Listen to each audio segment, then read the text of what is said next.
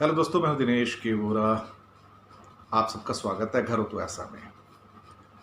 आज वास्तु के जो विषय हैं उसके अंदर हम बात करेंगे ब्यूटी सैलून के बारे में।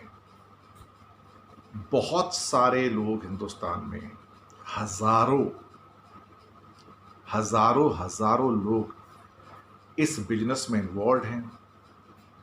हजारों लाखों सैलून इस कंट्री में हैं। महिलाओं के लिए, पुरुषों के लिए, दोनों के लिए कॉमन भी beauty salons, normal hair cut salons. एक तरह से देखा जाए तो शायद एक व्यापार का एक बहुत बड़ा डोमेन, कोई शहर की गली या कोई मार्केट ऐसा नहीं आपको मिलेगा जहाँ पे आपको एक जनरल मर्चेंट की शॉप और एक क्या कहते हैं ब्यूटी सैलून या हेयर कट सैलून ना मिले। बहुत बेसिक ज़रूरत इंसान की। सुंदरता से भी इसका ताल्लुक है। और अब पिछले कुछ सालों में जो हमने देखा, 50-60 सालों के अंदर अंदर जो बदलाव आते गए, और वहाँ से करते करते ब्यूटी सैलून के बिजनेस का रंग रूप हर चीज़ बदल गई। टेक्सचर बदल गया, रेट्स भी बदल गए, और उसके अंदर आपके सभी किस्म के परफ्यूम्स और महंगे किस्म के आपके हेयर सेटिंग्स और जाने क्या क्या चीज़ें उसके अंदर आती चली गई। और एक तरह से इसको एक आर्ट के रूप में डेवलप कर दिया गया। आज ये ब्यूटी सैलून का जो एक डोमेन है वो शहरों से निकल के गांवों तक, कस्बों तक, उनके गली मोहल्लों तक पहुंच गया। और बहुत सारी लड़कियां तो अपने घर से ही ब्यूटी सैलून चलाती हैं, और उसमें भी अलग अलग किस्म की चीज़ें उसमें इन्वॉल्व हैं, और पूरे उसके कोचिंग कोर्सेज भी होते हैं। ब्यूटी सैलून कैसे बनाया जाए, कैसे चलाया जाए, एक पूरा संसार है देखा जाए तो। जब ये हिंदुस्तान ही नहीं, दुनिया के हर कोने में पहुंचा हुआ व्यापार है, तो बहुत सारे लोग ऐसे होते हैं जो उस व्यापार में कामयाब नहीं हो पाते, और बहुत सारे लोग ऐसे हैं जो इसमें इतना पैसा कमाते हैं कि जब जाओ आपको वहां पे कस्टमर्स मिलेंगे ही मिलेंगे। भले ही वो किसी भी चीज के लिए बहुत हाई प्राइस क्यों ना ले रहे हो, 500, 1000, 2000, 6000, 10,000, और शायद आजकल तो उससे भी ज्यादा है। तो कई बार जो इतने, उसमें कुछ फ्रेंचाइजीज भी आए हुए हैं, आपको मैं नाम तो नहीं लूंगा किसी का, बहुत सारे फ्रेंचाइजी भी चल रहे हैं। कुछ लोग बड़े ही फेमस हो गए हैं, वर्ल्ड क्लास फेमस हो गए हैं उसके अंदर, उनके फ्रेंचाइजी के अंदर भी।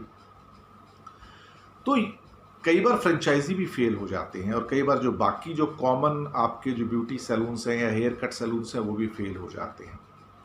और इनके अंदर आज इन्वेस्टमेंट भी बहुत है। लोग लाखों लाखों रुपए, कईयों में तो करोड़ों रुपए लगाते हैं उसकी साज सज्जा के अंदर, ताकि अधिक से अधिक लोग आ पाएँ। रंग बिरंगी उसके अंदर चीज़ें हैं, रंग बिरंगे कुर्सियां हैं, आईने लगे हुए हैं, शीशों की भरमार है वहाँ पर, और क्या कहते हैं, बड़ी सुंदरता से हर चीज़ वहाँ सजा के रखी होती है। बहुत साफ़ सुथरे वॉश बेसिन्स हैं। जो हेयर कट करने वाले या ब्यूटी के उस बिजनेस में लोग काम करते हैं, वो उनकी ड्रेसेस हैं वहाँ पर, और वो कहीं ना कहीं से वो खुद भी एक बहुत स्मार्ट तरीके से वहाँ पे रहते हैं और काम करते हैं। तो दरअसल ब्यूटी सैलून एक ऐसी जगह बन गई है जहाँ आके व्यक्ति को थोड़ी प्रसन्नता होती है, क्योंकि खुशनुमा माहौल मिलता है उसको, सौंदर्य और एनर्जी का वहाँ पे आभास होता है, सुखद महसूस करता है, बड़ा रिलैक्स्ड महसूस करता है। और मोबाइल वगैरह भी वहाँ पे लोग बंद कर देते हैं, और माइंड को रिलैक्स होने की सिचुएशन में लेकर आते हैं। और उसके बाद वहाँ पे जो है, चाहे हेयर कट हो या ब्यूटी की कोई ट्रीटमेंट हो, वो ले रहे हों, और घंटों घंटों वो चलते हैं, लंबे समय गुजारते हैं वहाँ पर। और एक तरह से एक मेंटल रिलैक्सेशन भी आ जाता है। तो पुरुषों के लिए भी हैं, महिलाओं के लिए भी हैं, उन दोनों के लिए जो कॉमन है वो भी हैं वहाँ पर। लेकिन अगर सैलून के अंदर नेगेटिव एनर्जीज हैं और वहाँ का वातावरण अच्छा नहीं है, तो कोई भी व्यक्ति एक बार वहाँ पे ट्रीटमेंट लेने के बाद, या हेयर कट के बाद, या ब्यूटी का कोई ट्रीटमेंट लेने के बाद दोबारा वापस नहीं जाता है। उसके बहुत सारे कारण हैं। एक तो आपके जो ख़ास तौर वहाँ जो एम्प्लॉइज़ काम करते हैं उनका रवैया क्या है, और दूसरा उस स्थान की हाइजीन और साज सज्जा क्या है। तो बहुत सारे ब्यूटी सैलून असफल हो जाते हैं, फेल हो जाते हैं और करोड़ों रुपए का लॉस खाते हैं। वहाँ पे ऐसी जगह पे क्या होता है, उनके जो कारीगर होते हैं, जो एम्प्लॉयज़ काम करते हैं, जो एक्सपर्ट होते हैं ब्यूटी के कार्यों में, वो भी जल्दी जल्दी छोड़ के चले जाते हैं। वो भी वहाँ खुशी होके काम नहीं करते, खुश होके काम नहीं करते, और उस पर मालिक बार बार अपने एम्प्लॉयज़ को या हेयर कटर्स को या ब्यूटी के ट्रीटमेंट देने वाली गर्ल्स वगैरह को ढूंढता ही रह जाता है, और एक्सपर्ट्स मिल नहीं पाते हैं। दरअसल हर एक शॉप या घर, दुकान या कोई भी एक ऐसा कमर्शियल एस्टेब्लिशमेंट है, वहाँ पर द्वार की बहुत इम्पोर्टेंस है। यानी कि जो एंट्रेंस डोर है बहुत इम्पोर्टेंट है। सॉरी। तो कभी भी आप कोई ऐसी प्रॉपर्टी ना लें जहाँ पे साउथ और साउथ वेस्ट के दरवाजे हों। ये बिल्कुल ही अनुपयुक्त है, बल्कि साउथ ईस्ट भी ना लें, नॉर्थ वेस्ट भी ना लें। जहाँ तक संभव हो आप ईस्ट और नॉर्थ की दो डायरेक्शंस को चुनें कि वो द्वार आपको मिले वहाँ पे आपकी प्रॉपर्टी के अंदर, जहाँ पे आपने सैलून बनाने हैं। वही आपके लिए उपयुक्त है, वही आपको एक तरह से पैसे भी देंगे और वेल्थ देंगे, ऑर्डर्स मिलेंगे, और यहीं से लोगों को शादी विवाह के भी ऑर्डर्स मिलते हैं, जहाँ पे इवेंट मैनेजमेंट्स होती हैं उनसे मिलते हैं।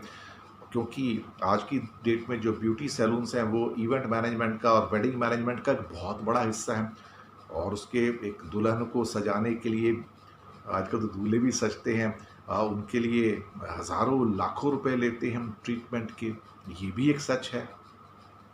तो एंट्रेंस बहुत ज़रूरी है। ईस्ट या नॉर्थ की एंट्रेंस लेंगे तो पहले ही कामयाबी मिलने के चांस बढ़ जाएंगे। इंटीरियर डिज़ाइनिंग जो उसका होता है और जो उसके अंदर जो कलर्स यूज़ किए गए हैं वो बड़े ही महत्वपूर्ण हैं।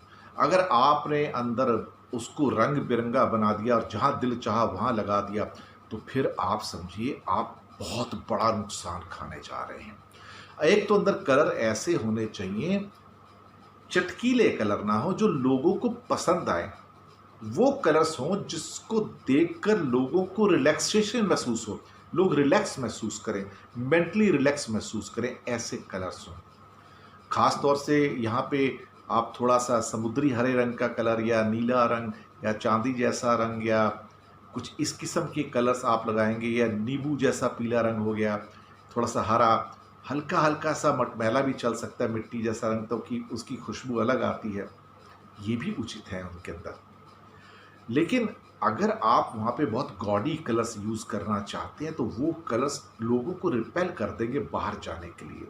और कहीं ना कहीं एक बात और यहाँ पर ना हमने देखा है अक्सर कि लोग जो फर्श होते हैं, जो फ्लोर्स हैं, उसके कलर्स के अंदर भी प्ले करते हैं ब्यूटी सैलून्स के अंदर, हेयर कट सैलून्स के अंदर। उसके अंदर जो टाइल्स रंगीन यूज़ हो रही हैं उनका इस्तेमाल सोच समझ के करें। कुछ भी ऐसा ना करें जिससे कि वहाँ से वो रिपेलिंग कलर्स निकल के आए, लोग उससे वापस चले जाएं। हो सके तो अगर सैलून के पास कोई एक रिसेप्शन केंद्र है जहाँ पहले आके कस्टमर्स रिपोर्ट करते हैं, तो वहाँ पे एक शैंडलियर का इस्तेमाल ज़रूर करें। झूमर छोटा ही, जगह छोटी हो तो छोटा शैंडलियर लगा लीजिए, लेकिन इस्तेमाल ज़रूर करें, क्योंकि इससे रोशनी रहती है और लोग रोशनी को पसंद करते हैं सैलून में जाते समय। दूसरा, अगर वहाँ पे आपका कैश बॉक्स पड़ा है या आपको पेमेंट लेनी है, तो वहाँ पर कोई भी फाउंटेन या कोई वाटर का सोर्स या कोई बाम्बू ट्री ना रखें, इससे आपका नुकसान हो जाएगा। खास तौर से रिसेप्शन के एरिया में ये चीज़ें ना रखें, और रिसेप्शनिस्ट को अगर देखने के लिए या तो नॉर्थ दिशा हो या ईस्ट हो तो बहुत अच्छा होगा। सैलून का जो केंद्र यानी कि हमेशा जो सेंट्रल प्लेस होता है किसी प्रॉपर्टी का, वो ब्रह्म स्थान होता है। तो ब्रह्म स्थान के अंदर भी आप एक छोटा सा ऊपर शैंडलियर का यूज़ कर सकते हैं और रिसेप्शन में भी कर सकते हैं। और अंदर रोशनी रखिए, डार्क मत रखिए कभी। सैलून जब डार्क होते हैं तो लोग अंदर नहीं आते, मैं आपको बताऊं। ये चीज़ें बहुत ज़रूरी हैं। एक बहुत ज़रूरी चीज़ सैलून की वो है कि दर्पण यानी कि आईना, मिरर्स कहाँ लगाएं। अब वहाँ तो लेफ्ट राइट और टॉप बॉटम हर जगह मिरर्स ही मिरर लगाए जाते हैं, एक्सपेंशन का लुक दिया जाता है। लेकिन मैं आपको बताऊं, गलती से अगर आपने मिरर साउथ वेस्ट में, साउथ ईस्ट में और कहीं ना कहीं वेस्ट नॉर्थ वेस्ट में लगा दिए तो फिर आपका नुकसान ही नुकसान है। फिर आपके पास उतने ग्राहक नहीं आएंगे, मैं आपको बताऊं, जितने की आप सोच रहे हो। सैलून्स में अगर आपको आईने लगाने हैं, वो ज़रूरी भी हैं, वो नॉर्थ ईस्ट ये 3 डायरेक्शंस हैं जहाँ पर आप लगा सकते हैं। और आप देखेंगे कि इससे आपका फ़ायदा होगा, आपका नुकसान नहीं होगा। सामने वाली अपोजिट वॉल पे भी अगर कोई मिरर लगाना है तो फिर वो बहुत छोटे लगाएं, बड़े ना लगाएं, क्योंकि इससे जो आपकी इंटरचेंज ऑफ अंदर इमेजेस होती हैं वो आपके लिए बहुत नुकसानदायक हो जाती हैं। आप समझते हैं कि अच्छा हो रहा है, लेकिन वो नुकसान देते हैं। बैक एक साइड में मिरर अपोजिट नहीं होना चाहिए कभी भी देखा जाए तो। जब भी आप मुख्य द्वार से एंट्रेंस से अंदर जाते हैं तो कभी भी दर्पण ना लगाएं, इससे अच्छी एनर्जी ऑलरेडी बाहर चली जाती है। तो ईस्ट एंड नॉर्थ ईस्ट ये 3 डायरेक्शन बताएं जहां पे आप मिरर्स का एक्सटेंसिवली इस्तेमाल कर सकते हैं। वहाँ पे कई बार देखा जाता है कि बहुत भारी कुर्सियाँ यूज़ की जाती हैं, हैवी चेयर्स यूज़ की जाती हैं और उनके अंदर पानी की पाइपलाइनें होती हैं, उनसे वास्तु दोष पैदा होता है। दरअसल अगर आप नॉर्थ ईस्ट में चले गए, वहाँ पे आपकी 2-3 कुर्सियाँ पड़ी हैं और उसका अपोजिट साउथ वेस्ट खाली पड़ा हुआ है, तो ये आपके लिए नुकसान का सौदा हो जाएगा, ग्राहक नहीं आएंगे आपके पास। इसके अलावा स्पा वगैरह आज वो भी इंटीग्रल पार्ट है इस बिजनेस का। तो स्पा जो है, क्योंकि वाटर रिलेटेड है सारा का सारा, तो इसको साउथ ईस्ट और साउथ वेस्ट में कभी नहीं होना चाहिए, क्योंकि इनमें वाटर का यूज़ बहुत ज़्यादा होता है। तो इसके लिए नॉर्थ दिशा के उसको रखेंगे तो ज़्यादा अच्छा होगा, या नॉर्थ ईस्ट में रखेंगे तो ज़्यादा अच्छा होगा। अब ब्यूटी सैलून का जो मालिक है, उनको अगर बैठने की कोई कैबिन है, कोई जगह है, तो वो अगर हो सके तो साउथ वेस्ट में उसके बैठने की जगह बताएं, वो ज़्यादा अच्छा होगा।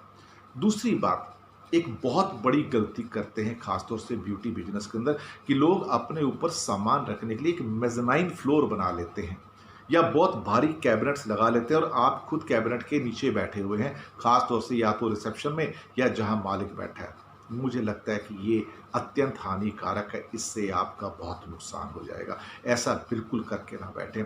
जो मालिक है वहाँ पर, उसको हमेशा पूर्व या उत्तर की ओर मुँह करके बैठना चाहिए।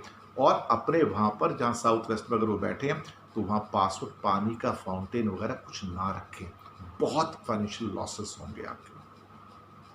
अगर आप वहाँ पे कोई चीज़ बेचना चाहते हैं, ब्यूटी सैलून के अंदर कई बार कुछ प्रोडक्ट्स बेचे भी जाते हैं, तो उनको हमेशा आप नॉर्थ वेस्ट में रखें। नॉर्थ वेस्ट में अगर आप अपने ब्यूटी प्रोडक्ट्स को रखेंगे तो आपकी चीज़ें फटाफट बिक जाएंगी, फटाफट। और कहीं आपने उसको साउथ वेस्ट में रख दिया तो बिकेंगी ही नहीं। अब सेंटर से आप डायरेक्शन सारी चेक कीजिए, किसी भी भवन की, किसी भी प्रॉपर्टी की सेंटर से डायरेक्शंस देखी जाती है। अगर वहाँ पे कुछ वॉशिंग मशीन टाइप की कोई चीज़ रखनी है तो वो ईस्ट और साउथ ईस्ट में रख लो, और बिजली के कुछ पैनल्स हैं तो साउथ ईस्ट में जो अग्नि कोण है वहाँ बना लो। एक और बहुत बड़ा क्वेश्चन, हमेशा कोशिश कीजिए बेसमेंट के अंदर आप कभी भी ब्यूटी सैलून मत बनाइए। बेसमेंट के अंदर ब्यूटी सैलून बनाने से आपका नुकसान हो जाएगा लॉन्ग रन के अंदर और मीडियम टर्म के अंदर भी। ऊपर के फ्लोर्स पे जाके आप हमेशा बनाइए, नीचे के फ्लोर्स पे नहीं बनाइए अगर चॉइस है तो, नहीं तो ग्राउंड फ्लोर तो चलेगा। तो ब्यूटी सैलून, इसमें एक बिजनेस कार्ड का भी आपको छोटा सा मैं एक टिप दे देता हूँ। जिनका ब्यूटी सैलून का नया व्यापार है वह अपना बिजनेस कार्ड वर्टिकल बनाए और टॉप का जो राइट पोर्शन है उसको खाली छोड़ दें। और जिनका व्यापार बहुत पुराना है तो वो हॉरिजॉन्टल बनवाएं, लेकिन टॉप का राइट पोर्शन खाली छोड़ दें, इससे आपको फायदा होगा। आपको कैसा लगा ये एपिसोड, हमें लिख भेजिए ब्यूटी सैलून्स के बारे में। इसमें बहुत सारी टिप्स दिए हैं मैंने, वापस रिवाइंड करके फिर से देख सकते हैं। और हमें बताइएगा कि ये एपिसोड के जो भी आपके कमेंट्स हैं, फीडबैक है, दीजिएगा। डिस्क्रिप्शन के नीचे वहाँ पर हमने ईमेल एड्रेस दिया हुआ है, वहाँ पे अपने कमेंट्स आप डाल सकते हैं। शुक्रिया आपका हमारे साथ बने रहने के लिए। वास्तु के इस कार्यक्रम में घर हो तो ऐसा, और लिंक्स आगे भेजिएगा और लोगों से कहिएगा सब्सक्राइब भी करेंगे, और आप खुद भी सब्सक्राइब करना मत भूलिएगा। धन्यवाद आपका।